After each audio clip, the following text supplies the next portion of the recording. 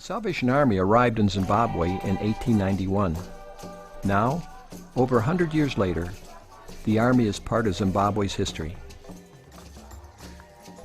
We drove to the Zimbabwe Training College campus. On our way, I was reminded of the influence of the Salvation Army here in Zimbabwe. The road we were driving on, the Golden Stair Highway, is named for the old Salvation Army song written by William Booth's daughter, Emma. I'm climbing up the Golden Stair to Glory. After arriving on the campus, I had an opportunity to sit down with the principal, Captain Mavis Humphreys.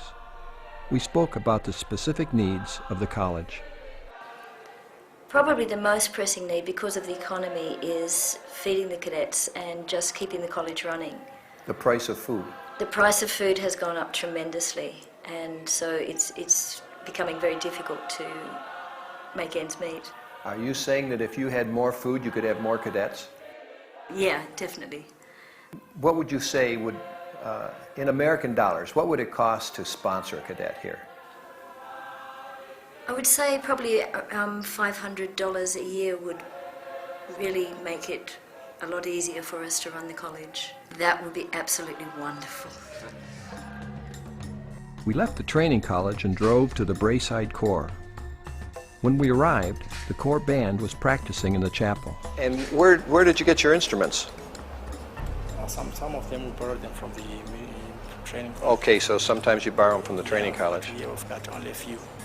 About okay. 7 or about 5, yeah. And you people go to this corps? Okay. Well, we'd love to hear you play again. All right. Okay, thanks. Later, Major Kazuzo and I looked at the building project for the new chapel. How long ago did they get this much done? They started last year. I think it's almost now a year. Okay. Yeah, a year. So when funds become available, they're going to complete the building, so everybody will fit. Yeah, they can finish up and everybody will fit in. As you can see, it's a big building. It is going to be a very big building. A big hall. As we traveled to the Glendale Corps on Sunday afternoon, we came across their Corps officer walking along the side of the road.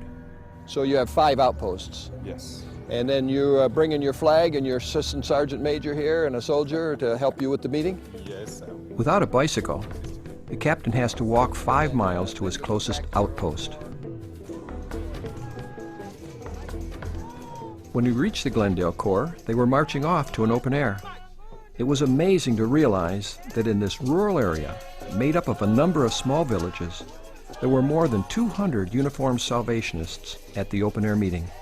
Even though I couldn't understand the words he was preaching, I could feel the Holy Spirit stir in my heart. He ended his message by turning the drum over in the center of the ring as he made a plea for seekers.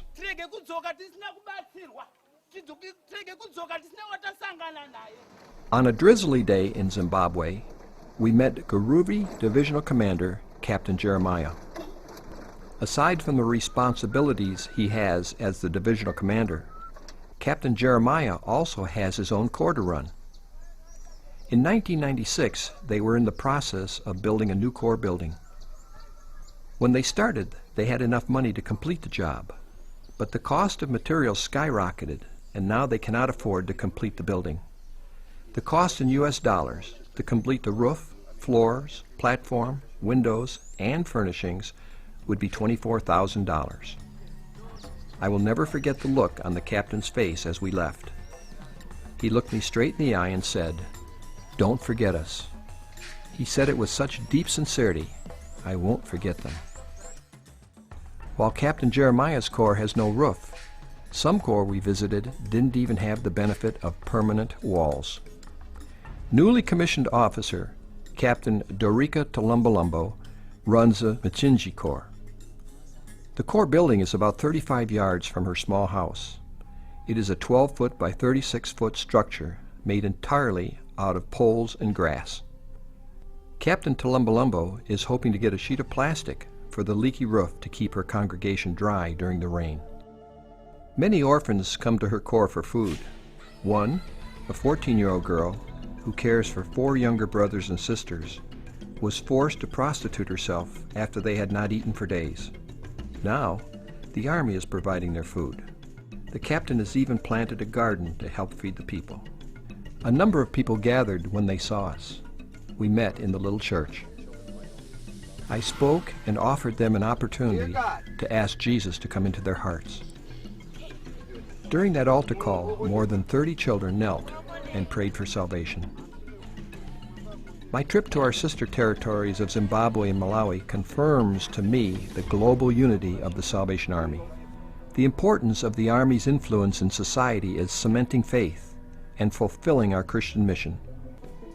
What faith and joy! What a blessing to me to see it firsthand.